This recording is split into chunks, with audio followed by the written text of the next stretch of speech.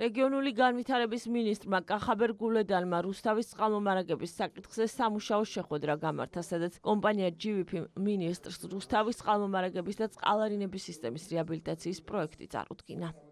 განვიხილეთ მიმდინარე პროექტების განხორციელების მდგომარეობა.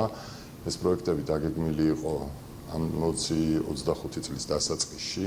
არის გარკვეულწილად წინსვლა, გვაქვს ასევე პროექტები, რომელთა მიმართებაშიც არის გარკვეული საკითხები, რომელიც მეტ ყურადღებას მოითხოვს მათი მხრიდან. რუსთავის მხრიდან დაყენებული იყო საკითხი, რომ ის ტემპი, რაც პროექტების განხორციელების კუთხით არის, არ არის საკმარისი, რომ მოგვარდეს ყველა ის პრობლემა, რომელიც დღეს ჩვენი ქალაქის წინაშე დგას, განსაკუთრებით აქცენტი გავაკეთეთ წყალმომარაგებასთან ერთად საკანალიზაციო სისტემების მოწესრიგებაზე. გავაცანით როგორც მუნიციპალიტეტს, ასევე რეგიონული განვითარების სამინისტროსა და მარეგულირებულ კომისიას 2025 წლის საინვესტიციო გეგმის თაობაზე, ასევე მსჯელობა ჰქონდა ცალკეული პროექტების მიმდინარეობასთან დაკავშირებით.